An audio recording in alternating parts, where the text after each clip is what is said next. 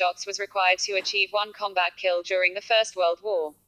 During the Vietnam War, this number had increased to 25,000. Considering, however, that a professionally trained sniper only requires an average of 1.3 shots to attain the same outcome, these figures are startling. This book is dedicated to one such sniper, the legendary Finnish hero, Simo Häyhä, who served his country with distinction during the 1939-1940 conflict known as the Winter War against the former Soviet Union. It is also known as the Russo-Finnish War, but the term the Winter War will be used throughout this book. The main intent of this work is twofold: first, to explain the remarkable story of a man whose life spanned almost a century, and second, to honor a humble warrior who, through his personal example and achievements in combat, epitomized the highest traits of a professional soldier who performed his duty to his nation without objection. He did what he was ordered to do, and he did it well. Without hesitation, he fulfilled his duties as a soldier and squad leader, setting an example of courage and bravery that personified the unwavering Finnish spirit that helped unify this proud nation during these troubled times. Despite his wartime actions, however, Simo Häyhä avoided public adulation, preferring to lead a quiet, unassuming life after the war. As he humbly remarked to this author in one interview, "I did what I was told to, as well as I could. There would be no Finland unless everyone else had done the same." To be sure, what Simo accomplished in the war was neither easy nor pleasant. As a sniper, his duty was to kill his target, an unavoidable assignment. And, as this book will confirm, he accomplished this task with unparalleled success. In life, not all decisions are easy to make. This is what ran through Simo Häyhä's mind during the early morning hours of the Kolar Dawn in December 1939. In preparation, as he would prepare for each of his countless missions in the Winter War, he carefully inserted each D-166 bullet into the fixed magazine of his rifle, conscious of the fact that the rimmed cases of this particular cartridge required proper alignment, placing each round ahead of the previous one so that all would feed properly and prevent jamming. When he finished, he checked the fully loaded magazine and began his silent journey to his position. There he would quietly remain, awaiting the sunrise that would help pinpoint the location of his Russian quarry. Then, his only thought would be, 1 shot, 1 kill. For a Finnish soldier defending his homeland, nothing else mattered. Perhaps the most famous picture ever taken of Simo Häyhä. Field Marshal C.G.E. Mannerheim promoted Corporal Simo Häyhä to second lieutenant on August 28, 1940. In this way the Field Marshal showed his gratitude and admiration for the work done by Simo Häyhä.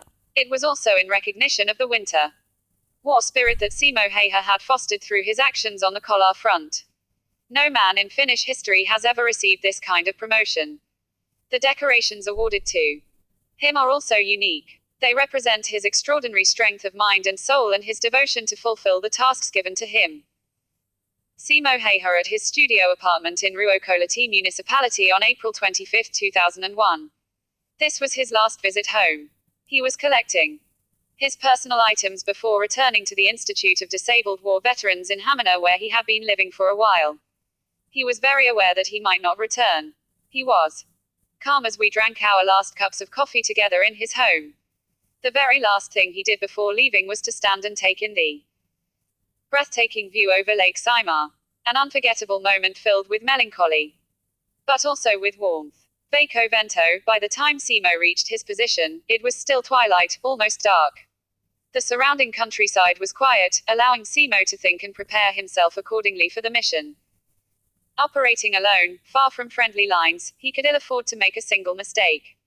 Nevertheless, he remained confident, certain that his years of military training, as a skilled hunter and knowledge of the terrain would give him an advantage over the Russians.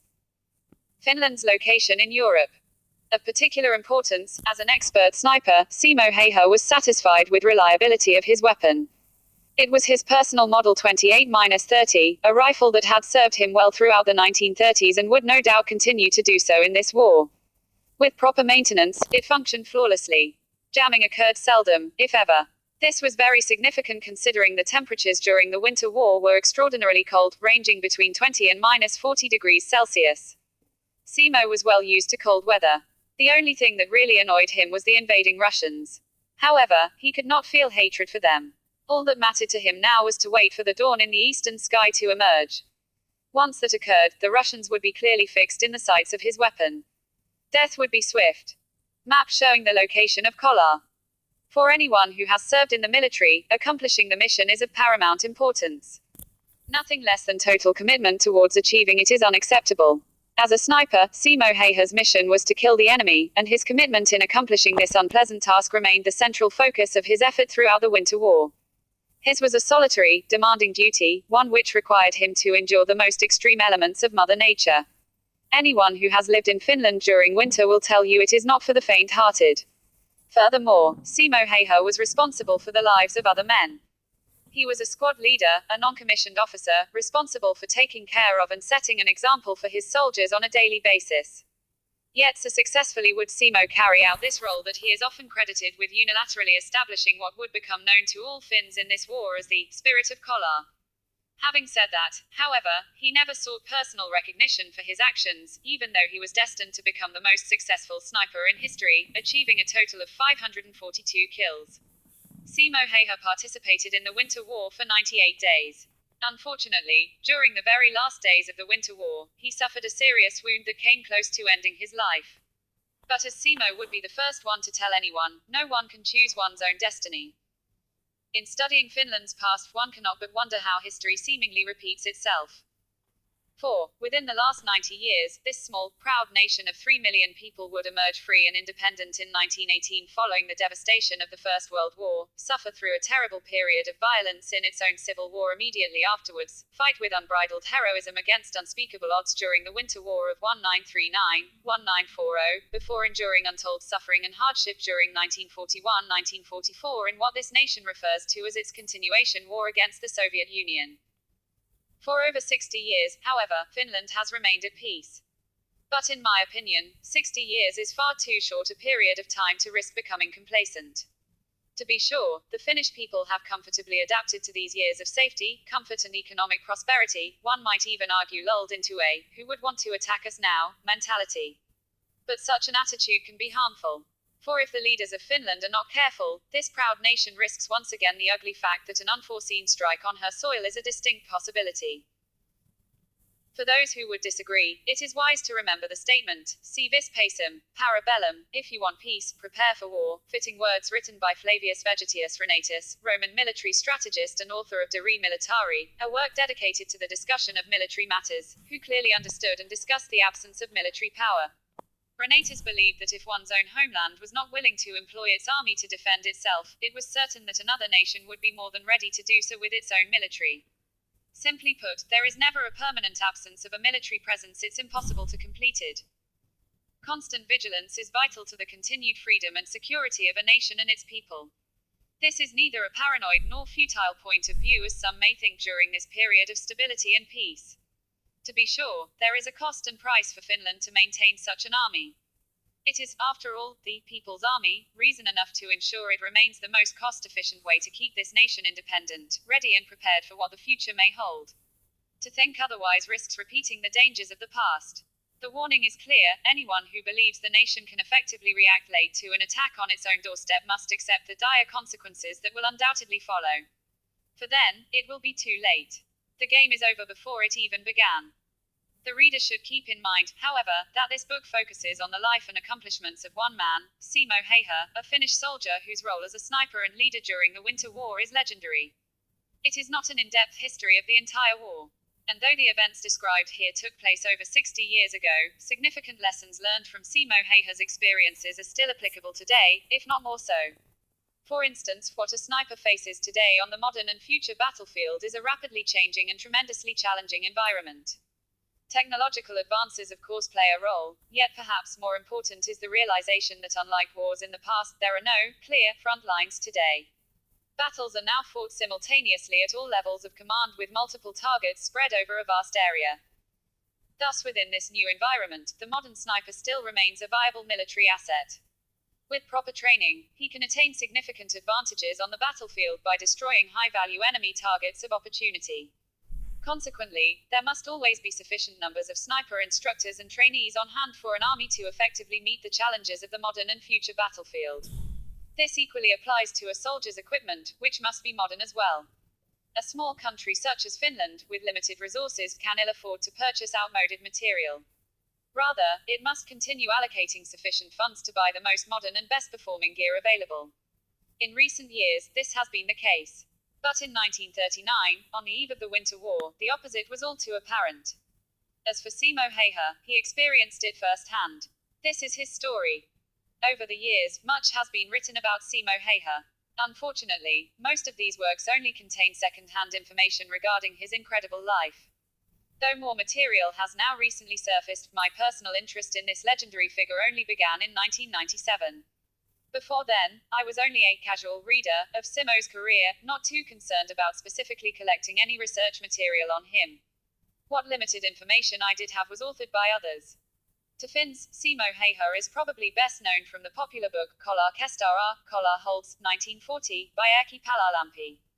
Another book, White Death by Petri Sarjanen, also recounts his heroic exploits in the Winter War.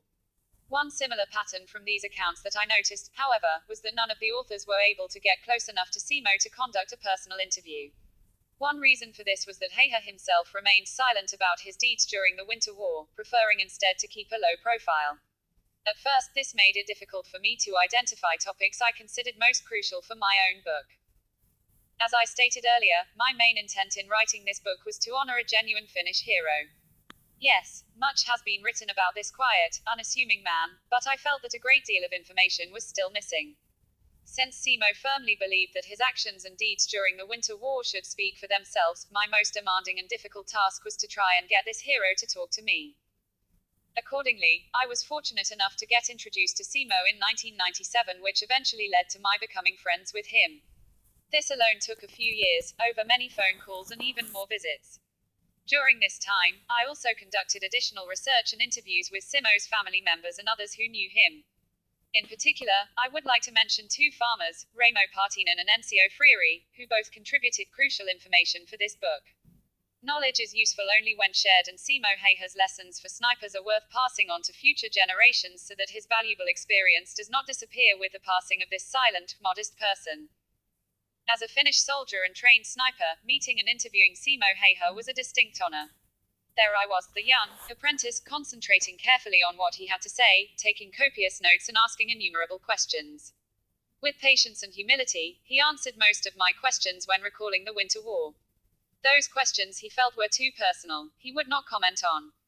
As one might imagine, he was a wealth of information. Yet, more important for me, I learned to know Simo Häyhä both as a kind human being and as a deadly sniper. As our discussions progressed, a special bond of friendship began to develop between us.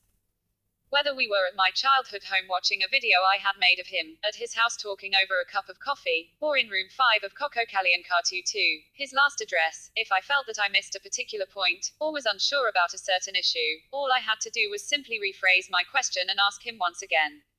He remained so pleasant and cordial throughout our talks, his memory amazingly sharp for a man over 90 years of age.